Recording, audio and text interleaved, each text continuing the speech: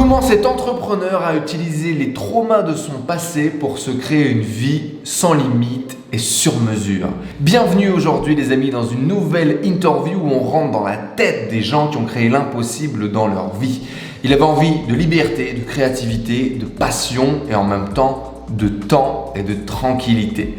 Et il a réussi à créer ça avec des méthodes plus qu'atypiques. Aujourd'hui, on a la chance, les amis, d'accueillir Jeremy Coleman, qui est à l'opposé d'énormément de diktats du monde du coaching. Et il coach les gens, il coach les coachs, principalement d'ailleurs, à avoir plus de clients et à le faire de façon un petit peu antagoniste de ce que l'on peut entendre sur le marché. Mis à part ce coach de coach, moi j'ai rencontré un être humain, un garçon, un homme, un entrepreneur qui va nous partager au vif, en vulnérable, quelque chose d'incroyable, son parcours, comment il s'est senti, ses combats. Je suis persuadé que tous les mecs qui sont derrière la vidéo, vous allez kiffer, vous allez apprendre des pépites, des clés pour pouvoir construire votre vie et vos projets. Et toutes les femmes, vous allez avoir l'opportunité de rentrer dans la tête de deux mecs et de voir ce qui se passe sur le process. Allez, laissez un énorme like et je vous laisse dans ma conversation avec Jeremy Coleman. A tout de suite.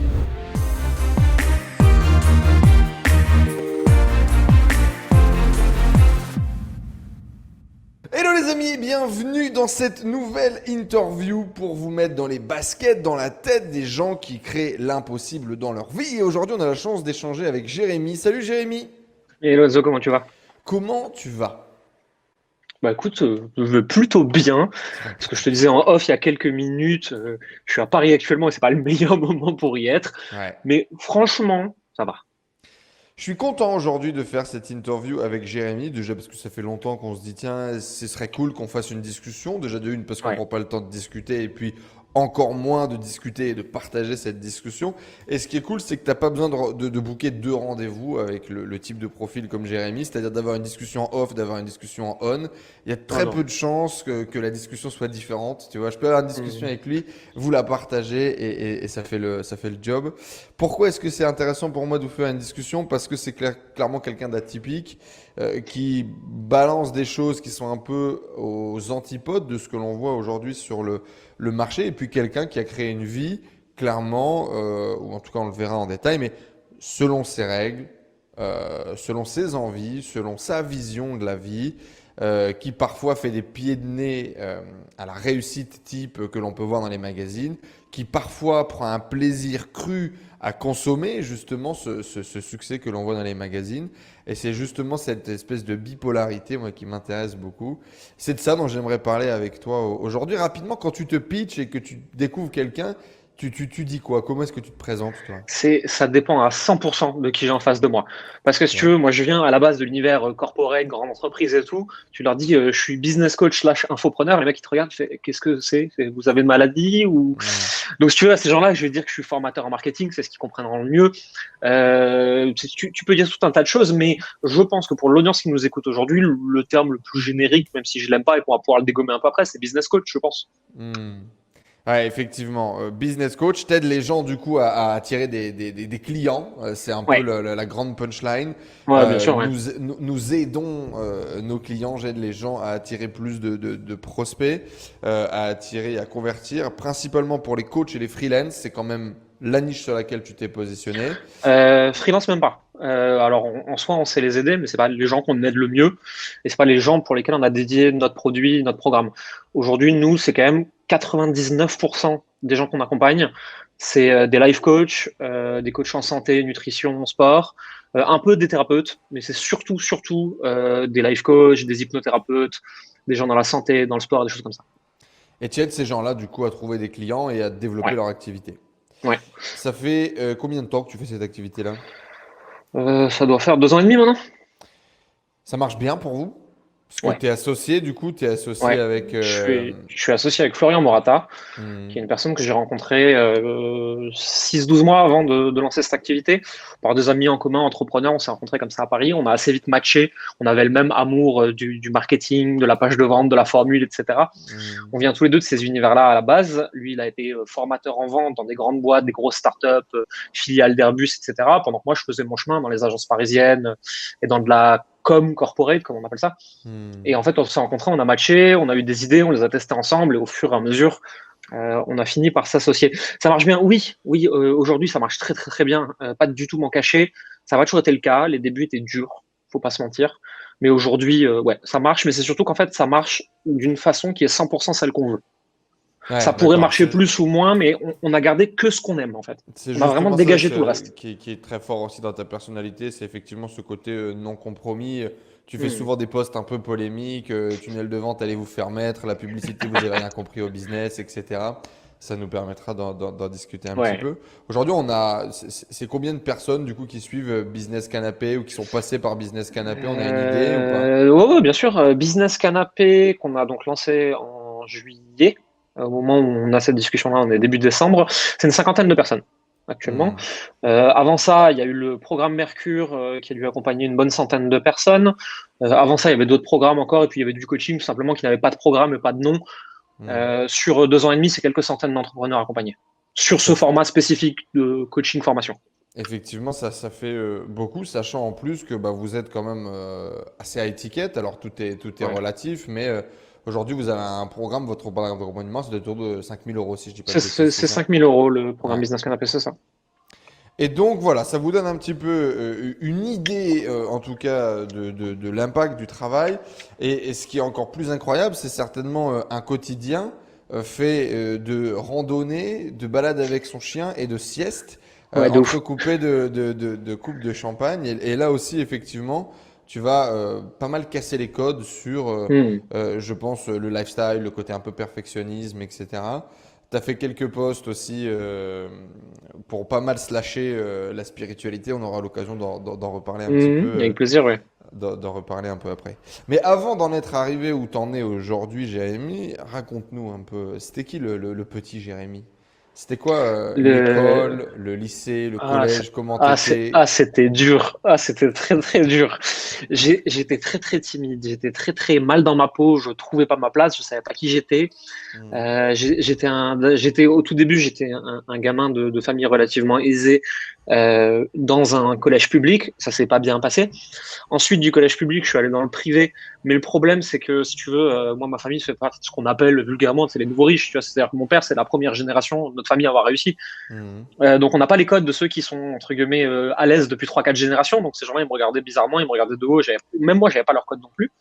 Donc, j'ai eu du mal à m'acclimater et tout. Et ma vie a commencé à aller mieux vers la vingtaine, 18-20 ans, je pense, avec la découverte du développement personnel, de la séduction, commencer à monter mes propres projets, des choses comme ça. Avant, c'était dur, juste en fait, la vie m'a mis des claques dans les dents, mais pas que j'ai eu une vie particulièrement difficile. C'est juste que le petit Jérémy était pas du tout taillé pour le monde extérieur, quoi. Et donc, t'étais plutôt le mec qui traînait tout seul avec les potes un peu Tout geek. seul, C'était quoi? C'était. alors, ça dépend de la période. Si tu veux, au collège public, j'étais effectivement plutôt avec les geeks. Quand je suis arrivé dans le privé, en fait, si tu veux, les seules 3, 4 personnes qui m'adressaient la parole, c'est ceux qui avaient des doudounes taquini parce qu'ils se reconnaissaient en moi. Hmm. Parce que je venais du public et tous les autres, ils me parlaient pas. De toute façon, j'ai eu longtemps un côté un peu geek, etc. J'ai eu la chance de m'entourer assez facilement quand même. J'arrive facilement à me faire des potes. Hmm. Mais pendant très, très, très longtemps, j'étais pas de ceux qui étaient populaires, quoi. Hmm. Et comment tu l'as vécu ça? Comment t'as vécu C'était cette dur. période-là de ta vie, ouais? C'était dur. Tu te sens seul, en fait. Tu te sens seul, tu comprends pas pourquoi il y a des gens qui ont l'air d'avoir tout ce que toi t'aimerais. Tu sais, t'idéalises leur vie, ceux qui ont entre guillemets la popularité à l'école, quoi. Je suis pas sûr qu'ils étaient nécessairement plus heureux que moi en fait, hein, mais à ce moment-là, je me disais putain, moi aussi j'aimerais que les gens ils me kiffent, que moi aussi j'aimerais être populaire, moi aussi j'aimerais que les filles me Ouais. regardent, etc. C'était pas le cas à l'époque, pas du tout, du tout. C'est venu bien plus tard. Non, c'est dur, tu te sens seul. Et à ce moment-là, t'as des idées, t'as des projets, t'as des envies? Est-ce que t'as des rêves de gosse? J'ai toujours eu une espèce de fibre et d'appétence avec le business parce que j'ai baigné dedans avec mon père qui est dans l'immobilier et qui a la fibre commerciale. Chez moi, on en parlait à table, etc. Je me souviens qu'à l'école primaire, j'essayais de troquer des cartes, des billes dans la cour. Et quand j'avais 13 ans, j'ai acheté des fausses chevalières sur eBay et je les revendais au collège, hein. Donc j'ai toujours eu un peu ce truc d'acheter, de vendre des trucs, j'aimais bien. Mais c'était juste un moyen de gagner un peu d'argent au début, de faire un peu d'argent de poche. J'avais pas vraiment de rêve entrepreneurial, je rêvais pas de construire un truc, ni un empire, ni un petit business en fait. C'est Mais venu même beaucoup, hors beaucoup de plus tard. l'entrepreneuriat, est-ce que tu rêvais d'être un grand sportif, un grand musicien? J'ai Est-ce qu'il y a des j'ai- trucs qui te... j'ai absolument aucune prédisposition au sport. J'en fais aujourd'hui beaucoup, mais même avec tout ce que je fais comme sport depuis tellement d'années maintenant, je suis quand même le mauvais parmi les moyens. Tu vois. Enfin, genre, mon corps est pas fait pour le sport. Juste, j'aime ça me fait kiffer. La musique, j'ai jamais eu de prédisposition particulière non plus, mais je pense que j'avais pas la rigueur de travail qu'il fallait à cette époque-là pour commencer à amorcer le truc, pour que ça devienne cool. Moi, à l'époque où vaguement je me suis posé la question de la musique, en fait, il n'y avait pas de tu vas apprendre à jouer de la guitare avec une guitare dans les mains. Il y avait tu vas faire 50 solfèges et ensuite tu auras touché une flûte. Oui, oui. Non, enfin, moi, la clarinette, là, c'est bon, j'ai donné. J'avais pas de ce genre de grand projet-là. Je savais pas ce que je voulais T'avais faire de des ma vie pendant très passions? très Tu longtemps. passais ton temps à faire quoi? Je traînais avec mes potes, je jouais aux jeux vidéo. Je lisais déjà un peu par contre, mais plus des romans, des histoires, des choses comme ça, un peu de BD. Jusqu'à 16, 17, 18 ans, j'ai pas, enfin, à raconter ma vie n'était pas très intéressante. Ok. Et du coup, ce sentiment un peu du coup de se sentir seul, comme tu le disais. Sentir incompris, je pense aussi beaucoup. Hmm. Tu sais pas trop où tu vas, tu sais pas trop ce que tu fais, tu trouves pas vraiment de gens avec qui tu connectes fort. T'as des relations qui sont cool sans être cool, t'es un peu pris pour un con d'un côté, ça se passe bien de l'autre. T'as jamais ce que tu veux, mais tout simplement parce que tu sais pas ce que tu veux au début. Ouais. Quand tu sais pas ce que tu veux, t'es juste frustré de pas avoir ce que tu veux, mais de toute façon, si on te demande, tu sais pas. Tu disais du coup, tu as eu la chance de grandir dans une famille où il y avait des moyens, tu parlais Ouais. de nouveaux riches, etc. C'est Mhm. quoi du coup le mindset à la maison sur l'argent, sur le manque, sur le fait d'entreprendre, de créer des choses? Raconte-nous un peu dans quel moule tu as grandi, toi. Ouais. Alors le manque, c'est un truc qui a été très présent chez moi, alors même que mon père gagnait pas mal d'argent, parce qu'il y a cette espèce de truc épigénétique judaïque de on va tout nous prendre, on sait jamais si ça recommence. Je veux dire aujourd'hui, ma famille, il y en a certains, ils ont 70 ans, ils pensent toujours que la Shoah c'est demain matin que ça va recommencer. Donc si tu veux, il y a ce truc vraiment, c'est ancré de façon générationnelle de on va tout nous prendre, on va manquer, il faut limite les mettre sous le matelas. Moi, j'ai grandi avec ça, donc avec cette peur de ne pas avoir assez, cette peur d'être démuni, cette peur de plus rien avoir du jour au lendemain, alors même qu'on avait beaucoup. Le mindset sur l'argent, par contre, c'était l'argent, c'est juste un outil pour avoir une vie plus simple, ça t'achète juste du temps et des possibilités. Ça, on me l'a expliqué assez jeune. Maintenant, j'avais vraiment ce truc de moi, on m'a répété toute mon enfance, qui néglige la petite pièce ne mérite pas la grosse. Tu vois. C'est non, Hmm. l'argent, c'est quelque chose qui se prend au sérieux, faut être capable de travailler dur pour l'avoir. Faut pas C'est ça, je l'ai entendu beaucoup, tu vois, il faut travailler dur pour réussir. Moi, aujourd'hui, quand j'explique à ma famille comment je travaille, ils mettent un plomb, hein, ils comprennent pas. Hmm. C'est comme ça, c'est un ordinateur et il y a des mecs qui te payent pour que tu leur envoies des WhatsApp. Tu sais, eux, ils sont encore de l'ancienne génération, ils vont 12 heures par jour au bureau. Donc, j'ai, si tu veux, ce truc où il y avait de l'argent autour de moi, ils arrivaient à en dépenser facilement, donc je voyais que c'est de l'argent, ça rentrait, ça sortait assez facilement. Mais en même temps, c'était un gros sujet pour ma famille et pour les proches de ma famille de on peut en manquer, on va te le prendre, qu'est-ce qui va se passer? Tu sais, c'est l'État te le prend et on sait jamais quoi. Hmm. Et du coup, tu as vu ton père réussir? Tu as vu ton père passer d'un statut A à un statut B Ouais. où il y avait Euh, déjà une certaine forme de alors, réussite? j'étais jeune, très jeune, c'était avant mes 10 ans. Mais moi, quand je suis né dans un appartement de taille normale, dans une espèce pas de cité, si tu veux, mais de quartier résidentiel d'immeuble, quoi. Il n'y avait rien d'autre. Hein. Hmm. Et ensuite, il y a eu la première maison que mes parents ils ont eue et que mon père il pouvait à peine payer, mais qu'il avait décidé que notre famille elle aurait ça. Et ensuite, il y en a eu une plus grande et qui était plus facile. Et aujourd'hui, mes parents, avec qui je vis plus, en ont une très grande et ils sont encore plus faciles. Mais j'ai un souvenir qui est marquant, si tu veux, par exemple. J'étais assis dans la voiture avec mon père. Et il y a un coup de téléphone qui est passé, c'est en allemand, moi je comprends rien du tout, en plus, il fait 10 ans d'allemand, je fais toujours pas une phrase. Et là, il y a mon père qui pleure. Je fais, qu'est-ce qui se passe? Il fait, il y a un contrat qui vient d'être signé, on est riche, si ça n'avait pas été signé, on était à la rue. Ok. Tu vois vraiment ce mindset d'entrepreneur de, tu sais, on va poser les couilles, on va y aller, on va prendre des risques et tout. Ton père, il a pris beaucoup de risques. C'est quelque chose que tu as vu, que tu as. Je sais Tu sais pas, pas en trop. fait. Hmm. Je sais pas. Qu'est-ce que le risque pour lui? C'est un sujet compliqué. Hmm. Je pense qu'il en a pris au début, ouais. Mon père, avant de faire ce qu'il fait aujourd'hui, il a eu 2 dépôts de bilan dans des boîtes précédentes.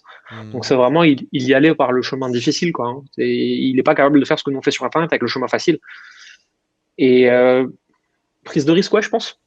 Je pense qu'il y a eu Hmm. un moment des prises de risque, et puis au fur et à mesure, avec les années, il en a pris de moins en moins. T'as grandi avec ça en tout cas. Ouais, ouais, ouais. Et est-ce qu'ils t'ont inculqué un peu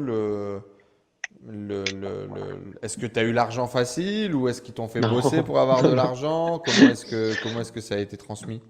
Non, moi, j'ai pas du tout l'argent facile. J'avais un peu d'argent de poche, mais pas énormément, hein. C'était quelques dizaines d'euros à l'époque. Voilà, c'était histoire de pouvoir faire deux, trois petits trucs, tu vois. Et dès mes 16 ans, mes vacances d'été, il y avait un mois sur deux, j'étais à l'usine. J'étais dans les Ok. dépôts à porter les seaux, ou j'étais préparateur de commandes, enfin vraiment les vrais boulots de merde, quoi. Hmm. Et je me cachais entre les sacs de ciment pour faire la sieste à midi et tout. Enfin, c'était vraiment, vraiment, vraiment galère. T'as Et tu fait sais, des tu petits vois ton boulots, quoi. ouais, des petits boulots de merde, vraiment des trucs galères. Et tu vois ton salaire à la fin du mois, et tu fais putain, je viens de trimer un mois comme un chien pour ça. Ah non, ça c'est mort. Mais on m'a expliqué que si t'as pas la valeur de l'argent, si tu comprends pas comment 99% de notre société elle vit, tu peux pas faire autre chose en fait. Ça marche pas. Hmm. Il faut d'abord comprendre. Comprendre un peu ce qui se passe, la société dans Hmm. laquelle on vit, comprendre un peu comment l'économie fonctionne pour pouvoir derrière peut-être tirer ton épingle du jeu, quoi. Ouais, et puis même juste avoir le respect de l'argent, parce que non pas que, enfin, on n'est pas obligé de voir l'argent comme le sacro-saint truc qu'il faut absolument atteindre dans la vie, mais juste en fait respecter le fait que c'est un truc qui achète des possibilités, qu'il y a certains qui n'ont pas de possibilités à cause de ça. Donc Hmm. juste avoir un peu de respect pour ceux qui ont moins que toi, pour avoir mis leur basket, même si c'est 3 semaines quand tu avais 16 ans, hein, ça c'est pas comparable à ce que ces gens vivent, mais juste pour être capable 3 secondes de dire ok, je suis pas dans une tour d'ivoire non plus quoi. Et donc, du coup, ça, tu penses à quel point ça va impacter ton futur sur ta capacité à générer ou pas de l'argent, ta capacité ou pas à créer des projets? J'avais plus envie de me battre, je pense, parce que je me disais que je veux pas de cette vie-là. Hmm. Après, moi, ce qui a drivé ma vie entrepreneuriale et mon envie de réussite, c'est plus une espèce de relation un peu particulière avec mon père en disant je vais faire mieux que lui, je vais le faire plus facilement que lui, et je vais lui montrer que je peux faire sur un sujet qu'il comprend pas et où je vais le défoncer. Tu vois. Alors, justement, qu'est-ce qui s'est. Quel est cet ego d'enfant finalement qui va se construire face à la réussite de son père ou face au personnage de son père. Avant Ouais. ça, peut-être parle-nous un petit peu de l'université. Est-ce qu'on va te pousser à faire des études? J'imagine plus ou moins que... Écoute, non, pas tellement en fait. Mhm. Moi, j'ai fait un lycée relativement moyen. J'ai eu le bac avec 11,5, je crois, un truc comme ça. Derrière, je suis allé à la fac parce que j'ai suivi des potes. Sur 2 ans de fac, j'ai dû y aller 3 fois. Du coup, j'étais les quatre pattes en l'air, en me disant qu'est-ce que je vais foutre maintenant en fait. Il n'y a plus aucun endroit qui veut me prendre. Et j'ai fait l'ISEG. C'est pas une très très bonne école, hein. Bien sûr, il y a deux trois bons professeurs. Il y a sûrement quelques personnes qui sont sorties de là avec des beaux métiers, des belles choses dans la vie. Mais globalement, c'était plutôt une boîte à diplôme, hein. Et j'ai mis, même là-bas, j'ai mis 3, 4, 5 ans avant de comprendre ce que je foutais là-bas. J'ai fait un master en stratégie digitale des marques. Ça voulait dire beaucoup de choses, mais bon, à partir de la troisième année, je maîtrisais mieux les outils Internet de communication que mes professeurs, qui comprenaient pas comment ça marchait. Quand je leur disais on va faire une campagne de blog pour un projet de classe, ils me disaient de quoi? C'est quoi un blog? Enfin, il y avait un décalage et j'ai eu mon diplôme relativement normalement et après mon diplôme, j'ai tout de suite lancé des projets sur le web. Mhm. Donc, grosso modo, effectivement, c'est ça, tu vas te passionner du coup pour le web et pour la com et le Mm. marketing, quoi. Ouais, complètement. Qu'est-ce qui va te faire tomber là-dessus? Pourquoi tu te dis la com et le marketing, c'est plus fort que le reste? Est-ce que c'est toi qui vas être plus doué? Est-ce que tu vas voir que ça a un poids particulier dans notre société? J'ai mes premières confrontations avec le web, c'est ma découverte du développement personnel et de la séduction quand j'ai 17-18 ans, je pense, un truc comme ça, avec un site qui s'appelle Art de séduire. Je suis tombé dessus avec une recherche Google, probablement, je me souviens pas très bien. J'ai intégré le forum de ce truc-là avec leur communauté. Je me suis rapproché de cette communauté. Je me suis rapproché du directeur du forum. Ensuite, je me suis rapproché du site. Ensuite, j'ai fait un premier stage sur ce site. J'ai vu les coulisses d'un business web, du coup. Et je me suis dit, ouais, c'est trop bien, je veux faire ça. Moi, parallèlement, j'ai lancé mes premiers blogs. J'en ai eu un, deux, trois, quatre, cinq avant d'avoir un truc qui marchait un petit peu. Mais si tu veux, j'étais Mhm. très vite dedans, quoi. Je voulais essayer, je voulais faire, je voulais tester des trucs, quoi. Et c'était une Ok. autre époque. Fallait tout coder tout seul et tout. C'était le bordel. Même pas WordPress? Si, quand même. WordPress venait d'arriver quand j'ai démarré. Donc, Hmm. c'était pas aussi facile qu'aujourd'hui d'utiliser WordPress. Oui. Fallait comprendre déjà un peu le code parce WordPress que avant le, ouais, ouais, le avant WordPress d'hier, c'était un WordPress un peu plus usine à gaz, hein, ça c'est clair. avant le drag and drop quoi. C'est-à-dire que si tu voulais faire quoi que ce soit dans ton WordPress, fallait à minima coder du HTML, du PHP, du CSS parce que sinon tu pouvais rien faire. Hmm, complètement. C'était le bordel. Et donc du coup, tu vas te lancer dans les projets. Du coup, Mhm. tu vas d'ailleurs être un peu dans la mode et dans le fashion avant d'arriver C'était mon premier projet, ouais. dans le coaching. Mhm. Qu'est-ce qui va se passer? Comment ça va se goupiller? Quelle est la route que tu vas prendre? Donc en 2011-2012, je crée un blog sur la mode masculine qui s'appelle Be What You Wear et que on a monté avec une petite équipe en quelques années en top 5, je crois, français. sur le sujet avec un e-book, parce que ça se faisait peu à l'époque encore, hein, avec une belle newsletter avec du monde dedans, avec 50 000 visiteurs par mois, je crois, quelque chose comme ça, avec des collaborations avec des marques sur du vêtement. On a fait une ceinture, on a fait des t-shirts, et avec à la fin un e-commerce. Donc on allait vraiment sur les salons, vraiment à l'ancienne comme les acheteurs, et on chopait les collections, etc. Et on a fait de la revente, et on s'est planté fort. Parce qu'on n'imitait rien à l'e-commerce en fait, et qu'on pensait que parce qu'on comprenait le vêtement on pourrait faire de l'e-commerce. Et non, absolument pas. Et on s'est pris une coquille de 25 000 euros. J'avais 25 ans à l'époque, un truc comme ça, donc c'était pas mal d'argent. Et puis voilà, en fait, c'est les projets sont faits comme ça. Pourquoi créer ce blog initialement? Qu'est-ce qui l'a amené? Qu'est-ce qui l'a fait vraiment se développer et perdurer? J'ai rencontré, quand j'avais la vingtaine, une personne avec qui j'ai partagé ma vie pendant quelques années, qui était dans le design, qui était styliste. C'est comme ça que je me suis intéressé à la mode. Et j'ai fini par être plus prise qu'elle par le sujet, et plus passionné, plus intéressé avec mon côté geek, si tu veux, du vêtement.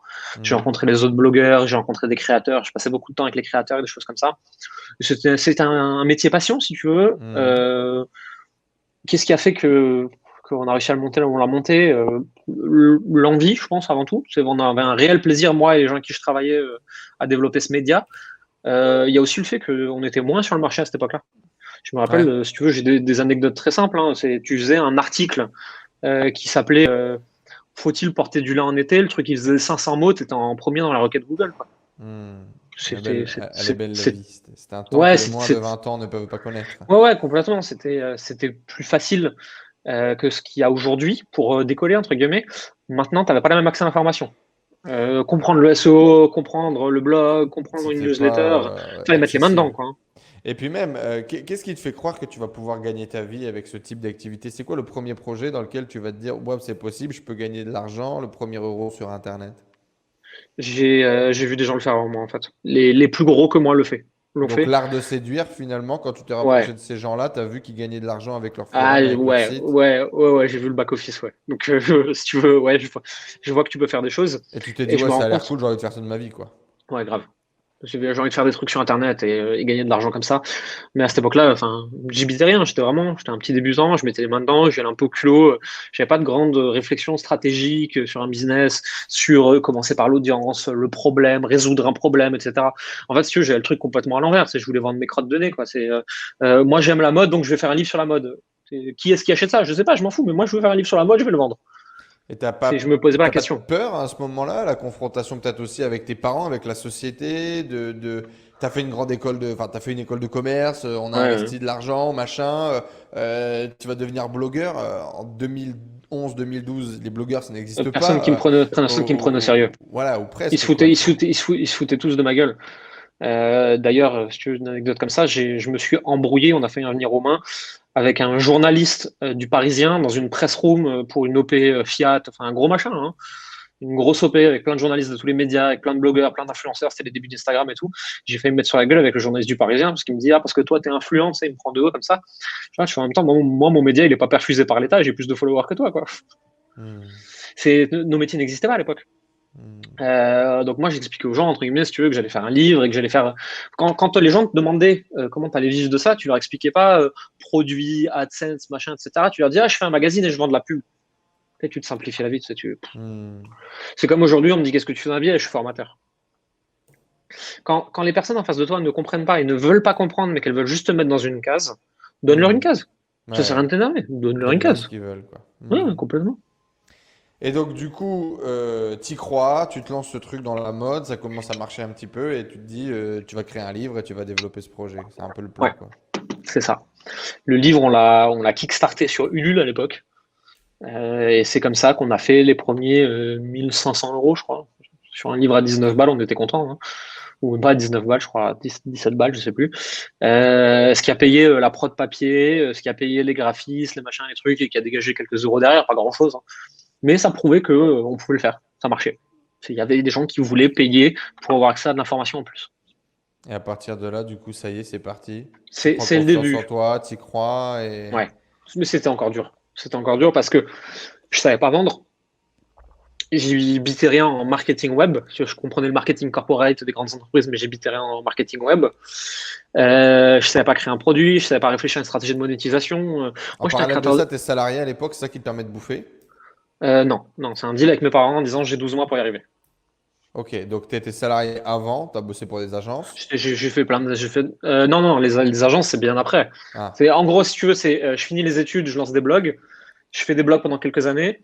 Le blog dans la mode s'arrête parce qu'on part tous faire d'autres choses de nos vies, parce qu'on n'a plus envie de travailler sur ce projet tous ensemble et que tout le monde continue sa vie. J'ai plein de compétences, je me dis, OK, qu'est-ce que j'en fais? C'est là que je suis parti en ok. freelance d'abord et ensuite que j'ai créé une agence, etc. D'accord. Donc, tu as démarré directement. Tu n'es pas passé Ouais, par la case salariée, tu t'es dit, non, allez, non, j'ai fait des stages, j'étais un très mauvais stagiaire. J'étais pas fait pour être. Je suis pas employable en fait, je suis trop con. Enfin, mon rapport à la hiérarchie marche pas. C'est ok. pas, c'est pas possible. Je Et suis un pourquoi très mauvais exécutant. l'entrepreneuriat alors du coup? Qu'est-ce que tu allais chercher à travers l'entrepreneuriat?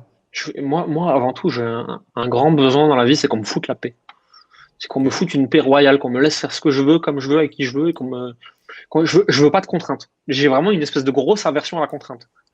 Et donc forcément, le milieu de l'entreprise, c'est compliqué, tu vois. Marche pas Alors quoi. certains diraient, entrepreneur, c'est des contraintes aussi. Oui, mais c'est moi qui décide. C'est moi le chef.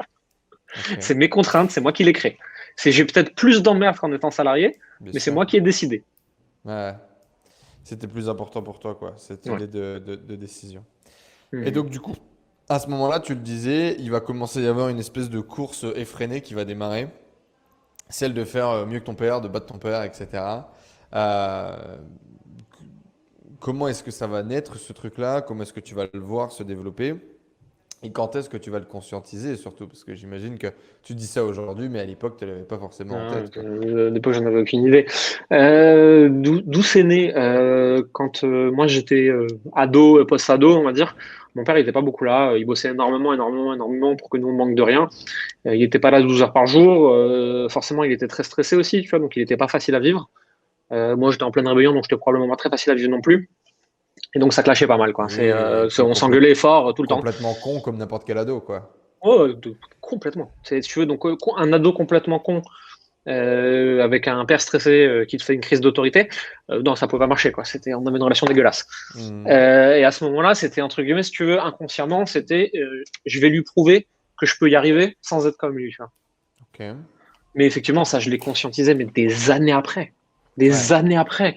J'habitais plus dans la même ville qu'eux, j'étais parti dans mon coin, je lançais mon business, je me suis fait coacher, je commençais à gagner de l'argent, j'ai commencé à avoir des problématiques de vie que mon père il avait quand j'étais plus jeune. Je commençais à Hmm. me rendre compte de ce qu'il avait vécu. À côté de ça, je faisais des coachings qui me font aller en profondeur, etc. J'en fais encore aujourd'hui d'ailleurs. Et à un moment, juste, j'ai eu des discussions avec lui et je lui dis, mais en fait, t'es passé par ça, ça, ça. Il me fait, bah, qu'est-ce que tu crois? Je fais, oh, putain, c'est dur. Et quand tu reproduis des schémas et que tu commences à être comme tu lui as reproché d'avoir été, tu comprends que ce qu'il était, il y avait des raisons pour lesquelles il l'était, que tu sois d'accord ou pas, que c'était des bonnes raisons ou pas, on s'en fout, tu vois, mais tu traverses les mêmes choses et ça soigne la relation, ça soigne ton ego, tu te détends, c'est ça y est, je suis plus un ado, je suis un homme, je comprends ce qu'il a vécu, tu vois. Et à cette époque-là, du coup, toi, en tant qu'enfant, ce que tu vis juste, c'est quoi? C'est un manque de présence, c'est un manque d'amour, c'est un manque d'attention de ton père, quoi. Ouais, moi c'est comme ça que je l'avais interprété. Maintenant, Hmm. c'est juste que la façon qu'il avait donné de l'attention, de l'amour, etc., c'est des trucs que je pouvais pas comprendre à ce âge-là. Hmm. Et donc, à ce Mais moment-là, il va commencer à y avoir un peu cette énergie, ce fuel un peu qu'on ouais, verra plus tard négatif, mais qui à l'époque va te permettre de pousser les premières portes, de casser les ouais, premiers murs avec cette espèce de rage de vouloir réussir et de prouver à ton père que tu es capable d'eux. ouais. À lui et à tous les autres finalement, parce qu'il y a beaucoup de gens, beaucoup, beaucoup de gens qui croyaient pas en moi. C'est leur montrer à tous que si, si, je vais vous niquer, je m'en fous. Je vais le Hmm. faire. Et vous allez tous rigoler. Et tu penses que c'est Et essentiel, ça, d'avoir vécu ça, d'avoir ce fuel à ce moment-là, qui va te c'est pas obligé d'être permettre celui-là. de te battre? C'est pas obligé d'être celui-là. Moi, j'ai eu besoin de celui-là, quelqu'un d'autre aura besoin d'un autre. Mais être entrepreneur, à un moment, c'est que tu as un trauma non résolu qui fait que tu vas te battre plus fort que les autres pour y arriver. Parce qu'aujourd'hui, avec le Et c'est recul, je essentiel sais pour y faire arriver, simple. justement. J'ai pas vu jusqu'à présent de personnes qui avaient zéro trauma et qui n'avaient pas de rage en eux de quelque chose réussir. Je dis Moi, pas le que c'est trauma, essentiel. c'est quoi un trauma? Un trauma, c'est un truc que tu as interprété, qui a été difficile pour toi à un moment de ta vie. Et tu sais, par surinterprétation, tu rajoutes des couches de merde au fur et à mesure. Hmm. Et je dis pas qu'il faut. Je dis que j'en ai pas vu qu'il avait pas. Ouais, je suis assez d'accord. Je suis assez d'accord avec toi. Non, ce qui est intéressant aussi, c'est ce mot de trauma. Beaucoup Hmm. d'intellectuels qui diraient non, mais un trauma, attention. Non, moi j'estime que n'importe quelle expérience émotionnelle vécue qui à un moment donné t'a fait sentir mal ou compliqué, effectivement, t'as superposé cette couche de merde au-dessus, c'est un trauma. Et parce qu'il y a des intellectuels de gauche bien pensants qui veulent mettre une échelle de la souffrance Hmm, parce qu'ils sont dans un HLM de 300 mètres carrés à Paris et qui veulent dire que la petite nana en Namibie qui se fait exciser, elle souffre plus que toi. Enfin, de quel sujet on parle? Je n'essaie pas de comparer en fait. C'est pas parce que moi je considère que j'ai eu un trauma que je minimise la souffrance d'autrui. hmm, Bien sûr que factuellement, il y a 99,9% de la population sur la Terre qui a plus souffert que moi. hmm. Sauf que la question, c'est pas est-ce que j'ai factuellement souffert. La question, c'est comment moi je l'interprétais. Exactement. Et ça, c'est très, très, très important parce que parfois, on aurait tendance à minimiser un peu ce que l'on vit dans le passé, les situations que l'on peut vivre, etc. Et encore une fois, l'idée est bien au contraire de se victimiser. Au contraire, hein, c'est d'accepter Mmh. les choses comme elles sont pour pouvoir se réveiller, s'enlever les doigts du cul et passer à l'action. Ouais, Et le truc, c'est ça, c'est quand tu vois les choses, bah ouais, la relation que j'avais avec mon père, avec mon frère, avec ma soeur, avec ma mère, peu importe. Ça a été quelque chose de lourd et finalement, regarde, tous les comportements que j'ai aujourd'hui sont liés à ça. Eh ben, c'est ce qu'on appelle un trauma, et plus tu vas guérir et accepter ce trauma, bien plus sûr. tu vas te permettre de te libérer. Bien sûr, Et- moi, l'entièreté de mon existence est drivée par un besoin de reconnaissance. Hmm. Le jour où j'ai compris ça, j'ai mis le doigt dessus. Et vraiment, en 3 secondes, je réanalyse tout le fil de ma vie et je fais, ah putain, je suis si programmé que ça, quoi.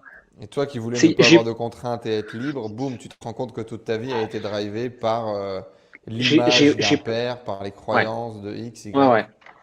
Ouais, parce qu'en fait, ce qui était au niveau conscient, je vais faire mieux que mon père, au niveau inconscient, en fait, si tu creuses, c'est je veux qu'il me reconnaisse et qu'il soit fier de moi, tu vois. Hmm. Parce que, en fait, si tu veux, le vrai truc derrière, c'est jamais de la vengeance et de la violence. Il y a toujours quelque chose un besoin qui a pas été nourri.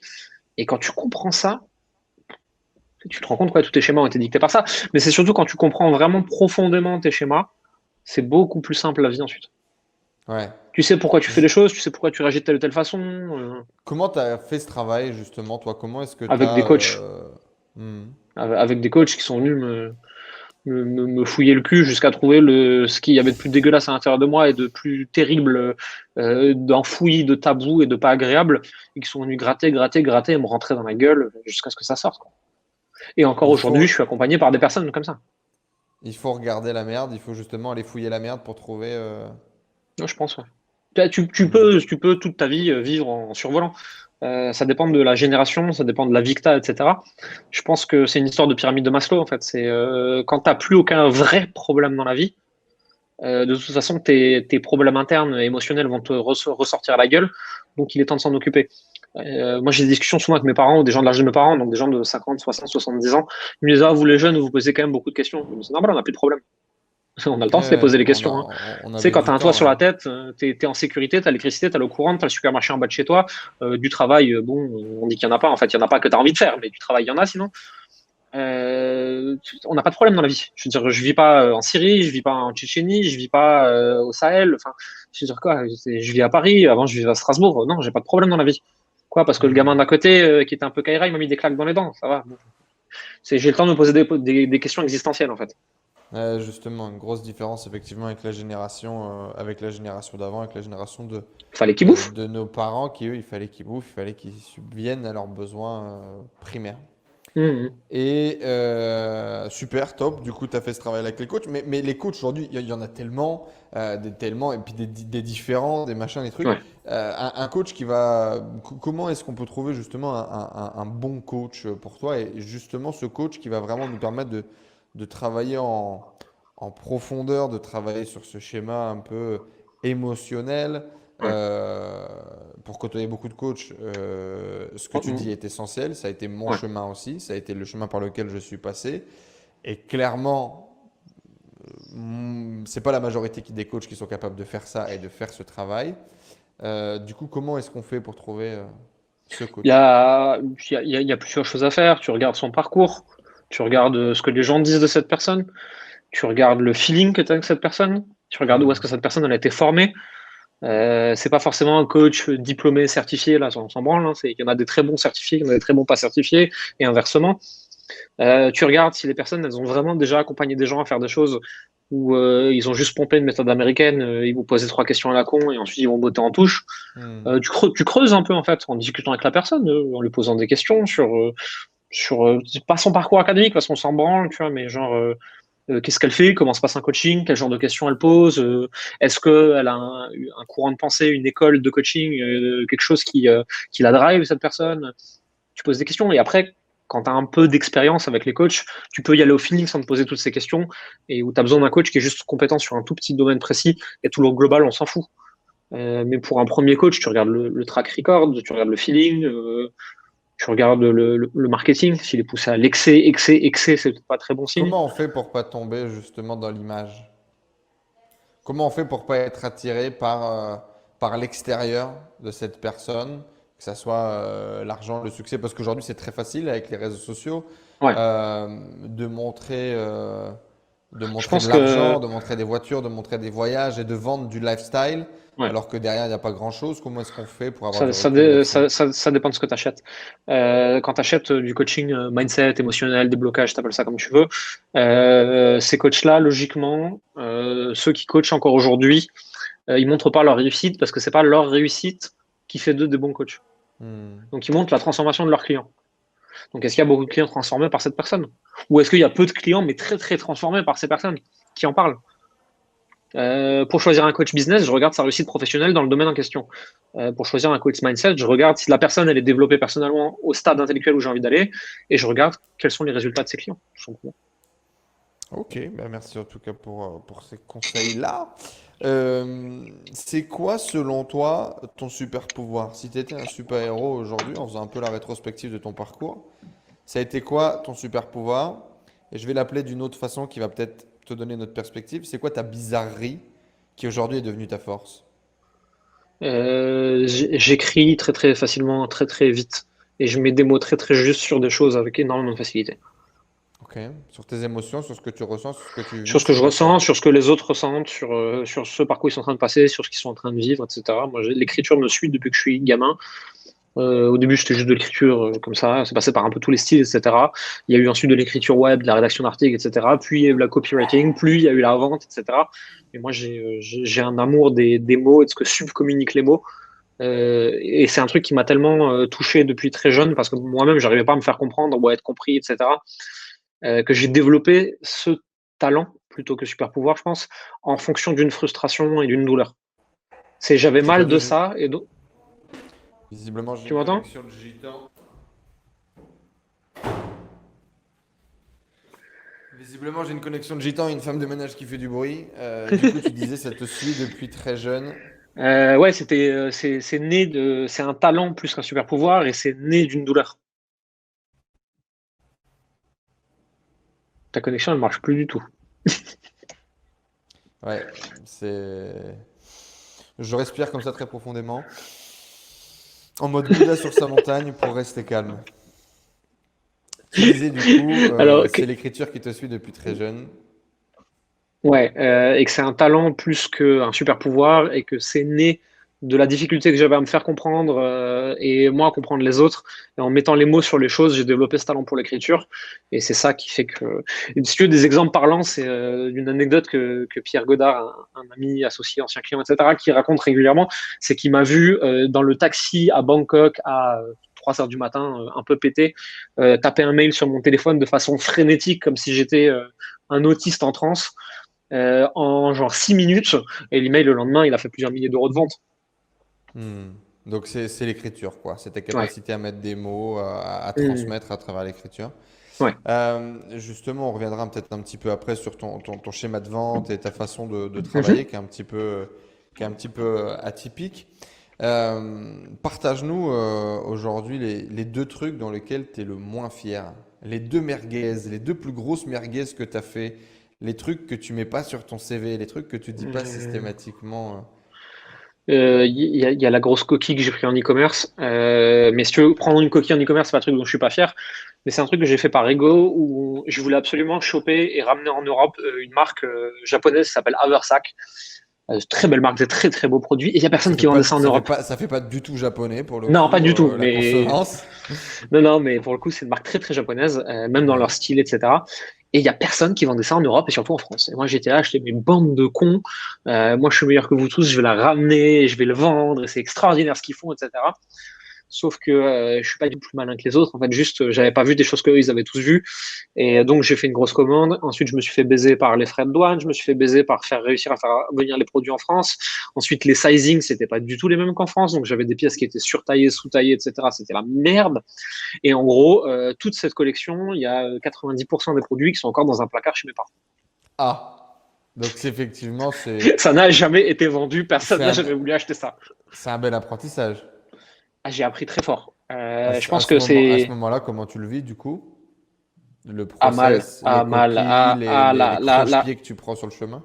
la frustration de ouf. Tu te crois plus intelligent que les autres et ça marche pas. Et t'en veux à la terre entière. C'est genre bande de cons. Vous voyez pas comme je suis bon. Non, Hmm. en fait, t'es pas bon. En fait, en l'occurrence, si t'étais Ah, bon, ça marcherait. c'est un truc qui revient souvent, ça, et ça m'avait pas mal interpellé aussi. Je crois que c'est Roman Frassinet qui en avait parlé dans une interview où il disait, ah, je comprends pas, à l'époque j'étais là, moi je pensais vraiment que j'étais drôle et tout, et je comprenais pas pourquoi les gens rigolaient pas à mes blagues, ou j'avais pas le succès ou le niveau de réussite que je voulais obtenir, etc.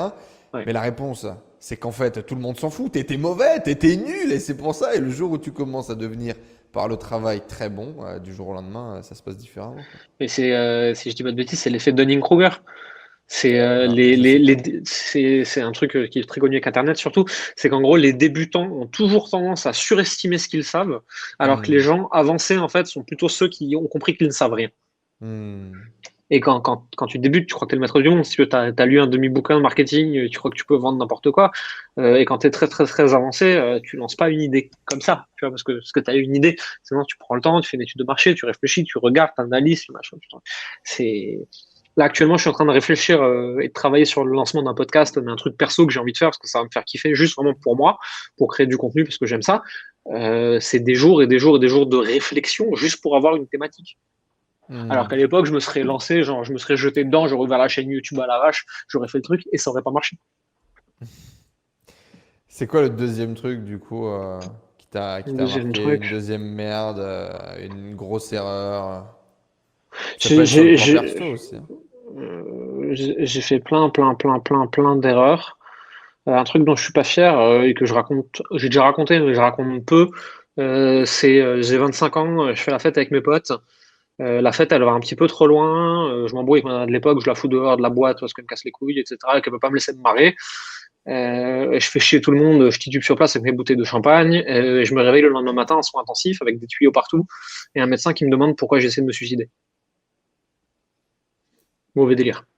Mauvais délire. Et du coup, Très très mauvais délire. t'as un Et j'ai flash, passé. t'as un trou noir que tu t'en souviens pas ou... Oh si, je me souviens de tout. Je me souviens de cracher de la mousse fluo dans les toilettes et de réussir tant bien que mal à tituber sur un pote à moi, de lui tomber dessus, mourant. Et heureusement pour moi, il y avait une infirmière dans la boîte qui était une copine à moi et qui m'a fait un massage cardiaque jusqu'à ce que les pompiers arrivent. Et pourquoi du coup essayer de te suicider? T'as Et je voulais pas du tout. pris... Ah non, je voulais pas me suicider. Moi, je voulais faire la fête. Sauf que si tu veux, j'avais Mais pas t'as conscience juste des. bu à outrance. Ouais, pas que. D'accord, ok. Même déjà l'alcool, les nanas de l'hôpital m'ont dit le lendemain que quand je suis arrivé à l'hôpital, ils m'ont fait une prise de sang, j'étais à 2,7 grammes. Hmm. Plus le reste. 2,7 grammes, si tu veux, normalement, un être humain est normal, il est mort déjà. C'est 2,5 grammes la dose létale pour quelqu'un qui boit pas trop. Moi, je viens du nord de la France, tu sais, 2 grammes sac, c'était Ouais, le voilà. petit-déj, hein. Ouais, non, moi, en Alsace, c'est pareil. Et probablement que ça m'a sauvé. J'étais un peu solide, quoi. J'étais un peu Mais trapu sur l'alcool, quoi. voilà. Mais non, pas fier. Hmm. Pas fier du tout. Et aujourd'hui, avec du recul, c'est quoi? Je, T'étais je- complètement perdu, t'étais mal dans tes pompes, je voulais juste en fait me déconnecter de la réalité et Hmm. plus vivre à quel point j'étais paumé dans la vie. Et tu sais, c'était un moyen d'oublier. Tu te mets dans un cocon confortable, tu vois, tu picoles. Et une fois que tu es complètement pété, que tu es en bois, que tu es en train de sautiller avec tes copains, tu te poses plus la question de où est-ce que je vais dans la vie. Cette question, Dans le elle t'a moment présent. tourmenté. Qu'est-ce que je vais faire dans la vie? Qu'est-ce que je dois faire de ma vie? Oui et non. C'est-à-dire que j'ai toujours été très très confiant sur mon avenir à long terme. Je savais que je Hmm. trouverais. Mais j'étais très très inquiet sur mon avenir à court terme. Hmm. C'est ok, dans 10 ans, je sais que je l'aurai. Mais putain, comment je fais en attendant quoi? Mais je fais quoi? Ouais. Et, et j'ai toujours eu une problématique avec être dans le moment présent, tu vois. Je suis quelqu'un qui est beaucoup dans sa tête, qui est beaucoup dans la planification, dans la réflexion et tout. Le moment présent, c'est un truc qui m'a suivi Salut. longtemps. Ah, ouais, je te disais que le moment présent, ça va Ouais. être un vrai sujet, longtemps, toute ma vie. C'est-à-dire de réussir à te connecter au moment présent et de le Pas, pas, vivre et de le pas, pas, kiffer. être, pas être dans ma tête. Pas être en train de m'arracher le crâne et de me pourrir la vie d'existence en étant dans ma tête. Parce C'est quoi les que questions que quand tu te poses en général? C'est quoi les questions je, qui te font chier? tout le temps, je veux dire 1 milliard de questions à la seconde.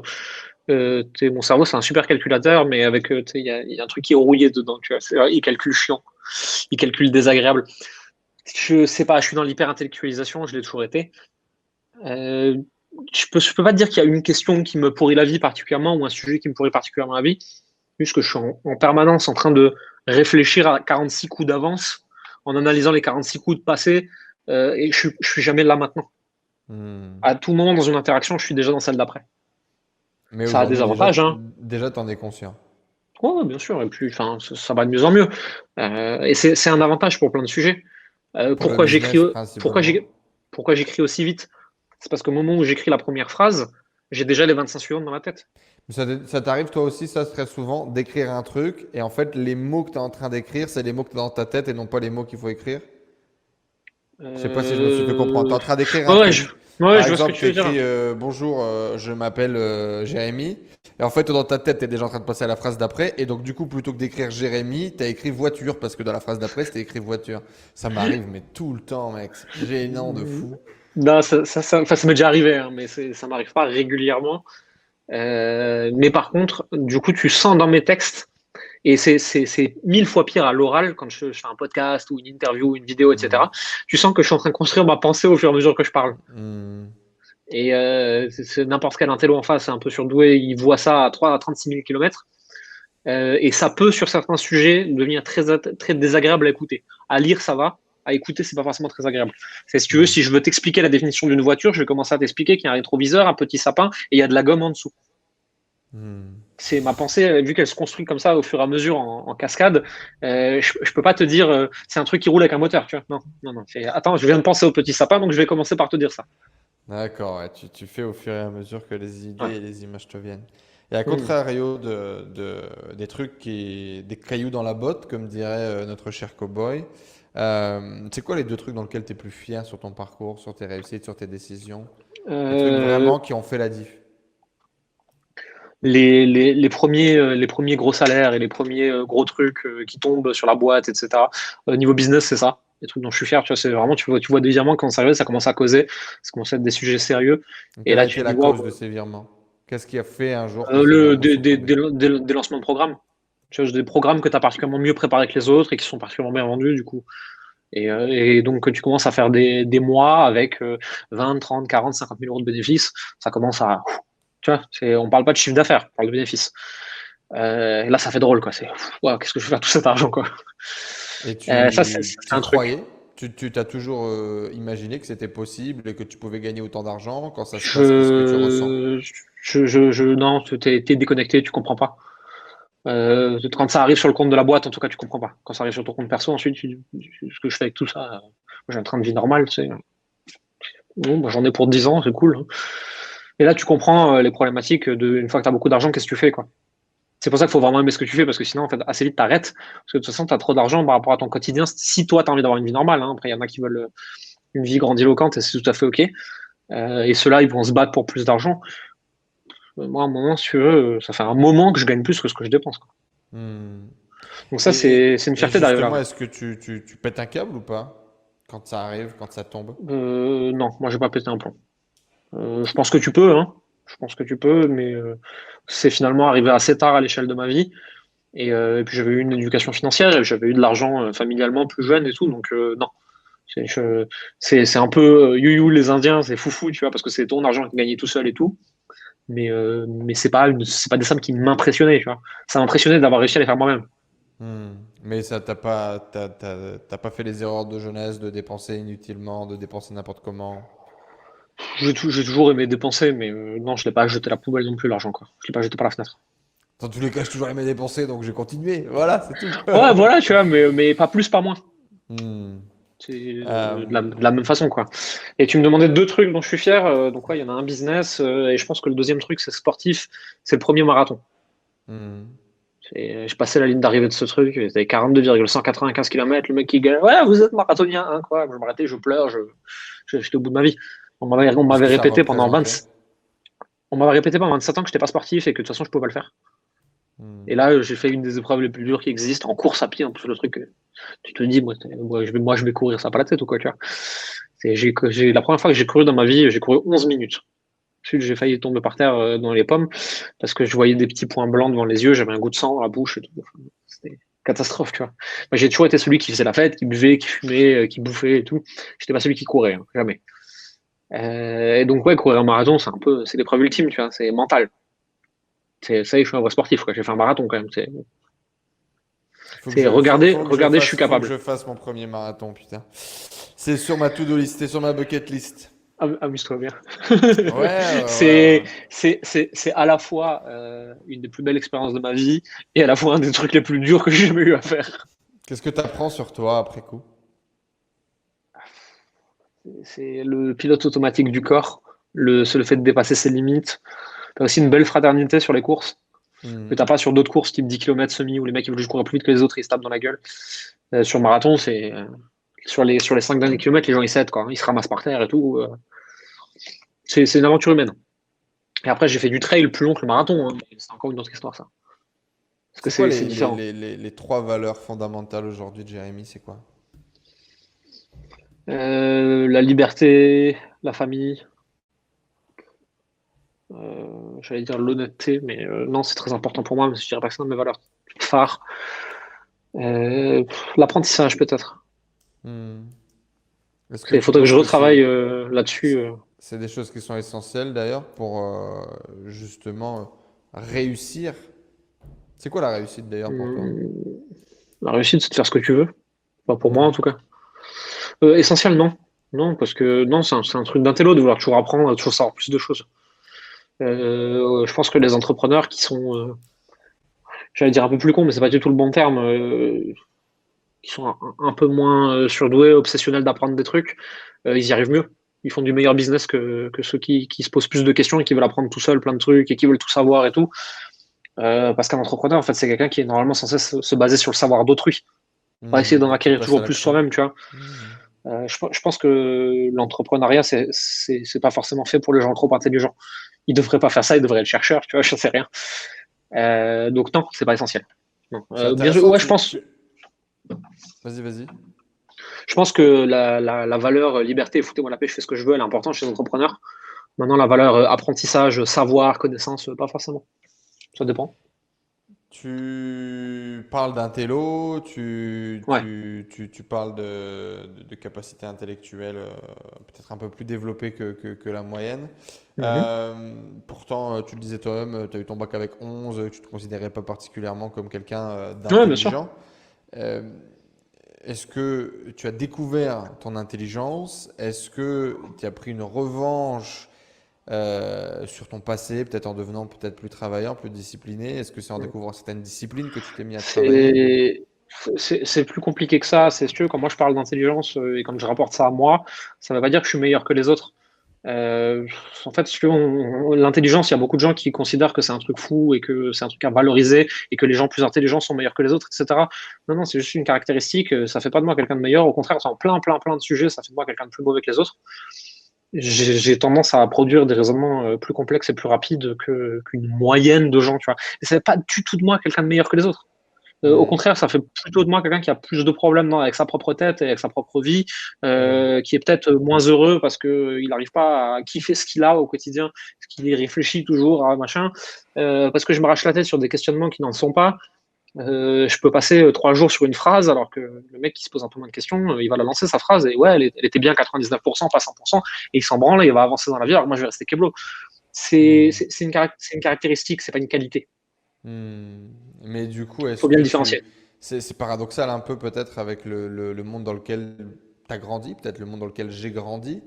Est-ce qu'il y a une forme quand même de revanche, de découvrir cette caractéristique ou une forme de découverte en tout Non, cas? non, Tu savais que tu avais cette intelligence particulière avant ou ouais, pas? je l'ai toujours su et je me suis toujours rendu compte que ça me servira pas au quotidien, quoi.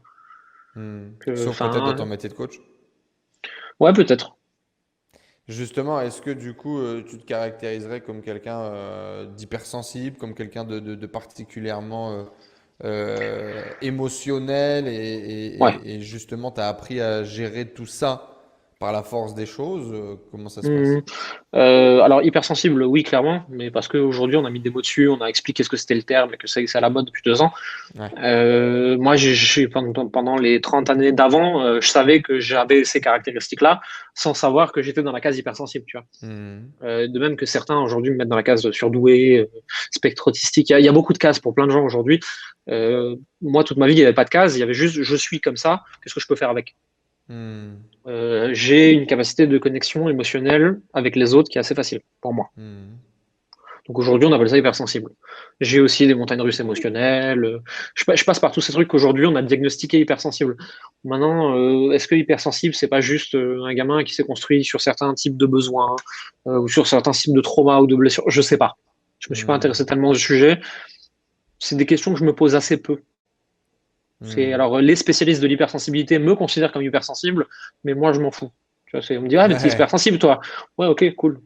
Et donc, qu'est-ce T'as qu'on une en belle fait jambe, quoi. avec Ouais, ça? c'est ça. And so what? Par contre, comme tu le disais, du coup, il y a ce quotidien ou ce moment présent, comme tu le dirais, qui restera peut-être avec toi tout le temps dans ta vie, ou pas Mhm. d'ailleurs, hein. Peut-être qu'il y a une opportunité, peut-être qu'il y a une porte de sortie pour Jérémy, où effectivement, du coup, le quotidien, trouver le bonheur au quotidien, réussir parfois à sortir un peu de sa tête, c'est un vrai challenge Mhm. du quotidien. Ouais. Ouais, bien sûr. Je pense que c'est là que j'ai aimé la course à pied, c'est là que j'ai aimé le business dans certains aspects, c'est là que j'ai aimé certains sports, etc. C'est quand tu es en train de faire quelque chose qui demande absolument 100% de ta concentration, tu n'es Hmm. plus occupé à autre chose.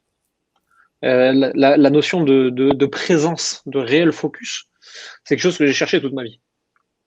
Jusqu'à présent, les seuls endroits où je l'ai profondément trouvé, c'est en montagne, en moyenne et haute montagne, sur des trucs bien casse-gueule, où tu as tous tes sens qui sont connectés au millimètre près de où tu vas mettre ton pied, parce que sinon tu tombes, t'es mort. Hmm. Et justement, du coup, tu as crafté un petit peu une vie qui t'est propre, parfois à l'opposé même de la vision un peu stéréotypée de l'entrepreneur qui se lève à 5 heures du matin, qui fait sa morning routine. Tu fais les choses un peu différemment et à ta sauce. Est-ce que tu peux nous raconter un peu ton quotidien, comment tu l'as développé? Est-ce qu'au début, tu as essayé de Mhm. copier les grands modèles? Ouais. Euh, Ouais, bien sûr. Au début, je me levais très tôt, je me couchais très tard, je bossais 14 heures par jour, j'enchaînais coaching sur coaching sur coaching sur coaching, vraiment dans le hustle, work hard. Ouais, on est fatigué, mais c'est pas grave, on va pas mourir en n'ayant pas réussi. Enfin, c'est vraiment ça le truc à l'américaine, à la con, là. En fait, je me suis juste épuisé, j'étais à bout de nerfs tout le temps, j'arrivais plus à rien faire.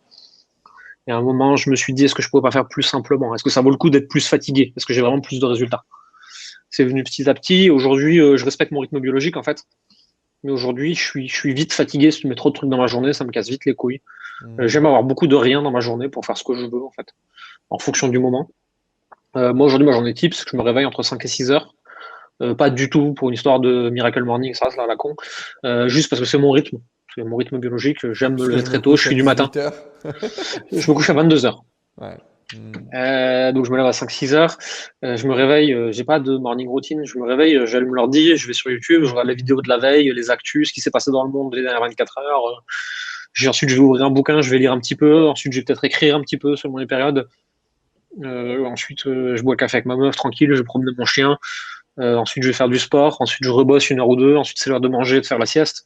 En général la fin d'après-midi je fous plus grand chose quoi, parce que j'ai plus de 2 neurones qui se touchent. Et à 21 heures je suis au lit, à 22 heures je dors. Donc J'ai pas tu dirais que tu as 4 heures plus ou moins ouais.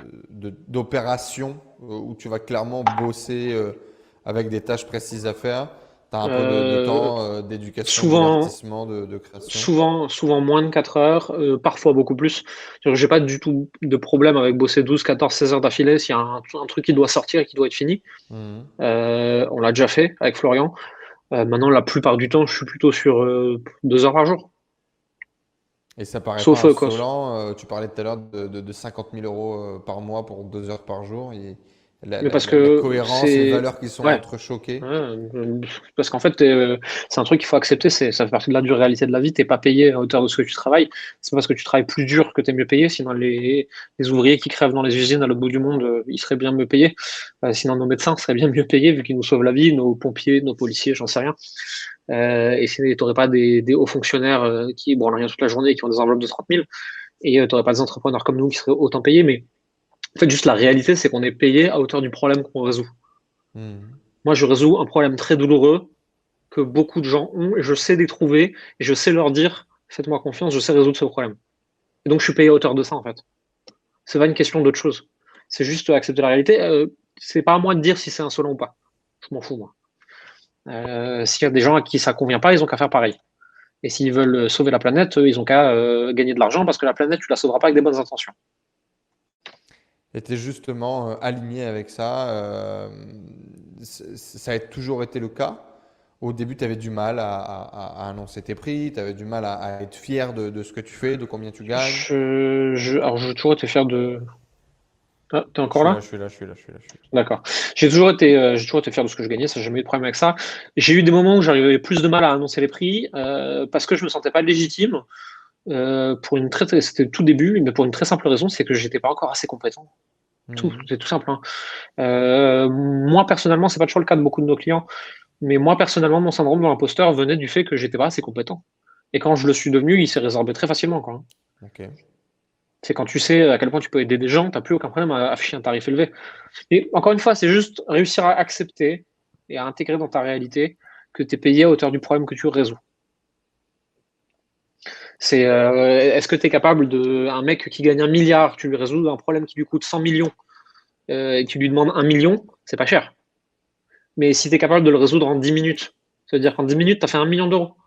Tu vois, c'est comprendre ça en fait. Mais le mec, il est content, toi, tu es content, tout le monde est content, et puis en fait, tu m'as fait gagner 90 ou 99. Donc, un million, il veut rien dire. Mais, donc, si tu réfléchis comme ça, tout va bien. Mais si tu te dis, j'ai fait 1 million d'euros en 10 minutes, tu fais une syncope. Il faut réfléchir autrement. Je pense que l'entrepreneur doit apprendre à créer une autre réalité, un autre paradigme dans sa façon de penser à l'argent, la réussite, ce qu'il gagne, etc. Parce qu'il ne faut pas le comparer aux autres. Sinon, je pense que ouais, tu peux devenir fou assez rapidement.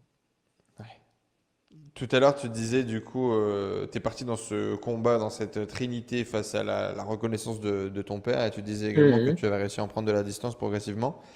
Justement, qu'est-ce que ça a changé d'assainir ces douleurs, d'assainir ces blessures d'enfance, cette relation? Est-ce que tu t'es plus libéré? Est-ce que tu as entrepris différemment? Est-ce que tu as changé comment tacter ta vie au quotidien? Euh, Je sais pas si ça a profondément changé moi ou mon business. Franchement, j'en sais rien. Je saurais pas te dire. Je me rends pas compte en tout cas.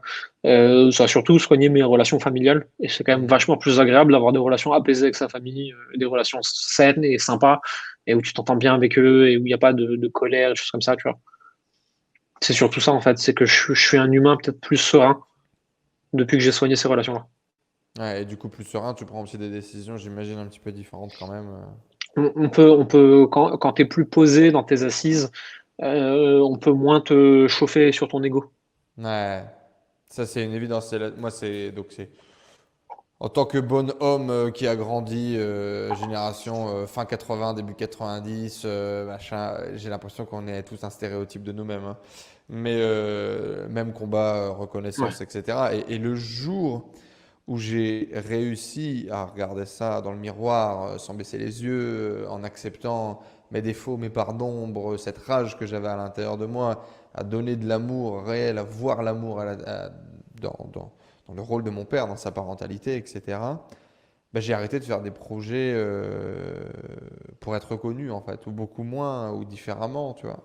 Et donc effectivement, moi, ça a directement impacté vraiment ben, mon quotidien, quoi. Comment je me sentais, mais Ah, également les projets que je développais. c'est choisir qu'est-ce que tu veux faire. En fait, est-ce que tu veux être Hmm. entrepreneur, gagner de l'argent, tu vas pas être aimé, ou est-ce que tu crées un truc pour la fame, mais parce que tu veux être reconnu et aimé, Hmm. tu gagneras pas d'argent. Et en plus, tu te feras défoncer encore plus. Donc, Complètement. Ouais. Il y a des chances effectivement que tu te fasses défoncer encore plus. ouais, au final, Euh, ouais, tu prends par là où tu voulais, quoi. Eh ben merci en tout cas Jérém, c'était un vrai plaisir de pouvoir te découvrir sous cet angle. Est-ce que tu aurais un petit message à laisser à tous les gens qui nous regardent, qui nous écoutent, qui veulent lancer un projet, qui veulent lancer un premier blog, qui se lancent dans le coaching? Est-ce qu'il y a une petite morale que Si, tu essaies de laisser derrière toi? il y a plein de choses et selon les périodes, j'ai toujours ma phrase de Père Fouras, tu sais, qui va bien et tout. Et là, Mhm. franchement, j'en ai pas trop, mais si on suit ce qu'on a dit la dernière heure, je pense que réussir, selon ce que tu appelles réussir, en tant qu'entrepreneur et lancer un projet, n'importe qui peut le faire. Maintenant, la question, c'est est-ce que toi qui écoutes, tu auras l'envie et la détermination d'aller fouiller en toi et de résoudre ce qu'il y a à résoudre pour le faire. Parce qu'en termes de travail et de complexité d'un business, c'est pas si compliqué que ça. Pourquoi il y a aussi peu de gens qui réussissent malheureusement? C'est parce qu'en fait, les névroses de l'entrepreneur sont les névroses de l'entreprise et que si tu viens pas d'abord régler tes problèmes à toi, tu peux pas lancer correctement un business. Je pense. C'est mon avis en tout cas. Ok, super intéressant cette conclusion que je trouve très très vraie, surtout dans des business où effectivement il n'y a qu'une seule couche, où tu es la couche principale et tout ce qui va être solo entreprise ou même petites équipes, Ouais. 5 6 personnes, c'est ta vision qui va s'imposer et si ta vision elle est névrosée, ton business il sera névrosé lui aussi quoi. Et ouais, je m'attendais pas à ce qu'on ait une conclusion comme ça, mais c'est très très vrai. Ce que je vous propose, les amis, c'est de... Parce que là, c'est un peu sage quand même, c'est même très très sage. Jérémy est rarement sage habituellement sur ses contenus, mais on Oh. va dire que c'était un peu l'introduction. Moi, j'ai proposé à Jérémy qu'on fasse un contenu avec tous les sujets qui font chier à tout le monde, hein. C'est-à-dire la spiritualité, le coach, je suis coach de coach, ah, c'est la plus belle arnaque du monde. Gagner beaucoup d'argent dans un monde où la majorité des gens crèvent de faim et où il y a des SDF qui font dans la manche en bas de chez toi. Comment est-ce que tu vis ça? Est-ce que tu n'as pas l'impression d'être un gros connard? Ce genre de sujet un petit peu piquant qui nous intéresse tous. Euh, Est-ce que ça te botte, Jérém? Vas-y, moi je te suis. Vous pouvez retrouver dans tous les cas tout ça dans la description juste en dessous. On tournera certainement ce contenu très bientôt. Vous pourrez le retrouver également. Et puis, il y a d'autres petits sujets que j'aurais aimé élaborer, notamment peut-être la vision du business. Peut-être qu'on fera une vidéo dédiée à ça, peut-être comment devenir coach. Parce que pour le coup, la méthode de Jérémy est quand même très à la page de tout ce qui se fait. C'est-à-dire pas de tunnel de vente, pas de publicité. Et voilà, rien que je te dis ça, pas de tunnel de vente, pas de publicité pour vendre du coaching. Eh bien, c'est un peu hors des clous. C'est un peu pas ce que vendent la majorité des gens. Et puis, il y a le personnage bien trempé, même si là, on l'a vu plutôt calme aujourd'hui, qui en général te dit ça en mode arrête de te branler l'esprit et fais ce qu'il faut faire, quoi. Donc peut-être qu'on pourra faire d'ailleurs une vidéo dédiée au contenu là-dessus parce qu'effectivement une méthode un peu différente. Donc n'hésitez pas à vous abonner sur le contenu, peut-être la page Facebook. Je sais que Jérémy partage beaucoup sur Facebook. Ouais. On mettra tout ça juste en dessous. N'hésitez pas à dire dans les commentaires ce que vous avez pensé, même si on s'en fout, hein. Mettez un like, abonnez-vous à la chaîne YouTube, partagez un petit peu, envoyez bien évidemment de l'amour à Jérémy dans les commentaires. Et puis, on se donne rendez-vous très bientôt pour une prochaine vidéo beaucoup plus polémique dans laquelle on va parler de Ah, voilà. spiritualité, d'argent et de problèmes de névrose. Ah, voilà, Euh, voilà. Moi, je vais pouvoir gueuler sur les gens maintenant. t'es venu pour ça. Attention, t'es Mais venu pour ouais, ça. moi, je suis venu pour ça. On parle de mon enfance. Bon, bah, je vais pas gueuler sur le petit Jérémy. Je suis bienveillant avec lui. Mais alors, du coup, la prochaine fois, moi, je vais pouvoir engueuler des gens. Eh ben, allez, passons tout de suite à l'épisode Engueuler les gens. On se donne rendez-vous, les amis, dans un prochain contenu. Merci à vous d'avoir suivi cet épisode et merci à toi, Jérémy, d'être venu partager en toute transparence ton histoire et ton apprentissage. Merci. Avec plaisir. Ciao. Merci beaucoup à Jérémy, je ne peux que vous recommander d'aller le suivre sur les réseaux sociaux, tout est juste en dessous. Également, découvrez son podcast Garçon qu'il a sorti entre deux, notre interview et aujourd'hui, qui est génial, qui parle de comment être un homme et que le fait d'être un homme, c'est pas uniquement avoir des couilles. Je suis vachement d'accord avec la philosophie, avec la vision, avec le côté couillu avec lequel il fait les choses et en même temps avec l'énergie féminine présente tout au long de ce podcast qui va certainement vous aider également à définir ce qui pour vous est un homme. Laissez un énorme like, mettez un maximum de commentaires, d'amour juste en dessous, abonnez-vous à cette chaîne et on se donne rendez-vous pour une prochaine interview, un prochain plan d'action qui va vous aider à vous réaliser et réalisez vos rêves. À très bientôt les amis. Ciao à tous.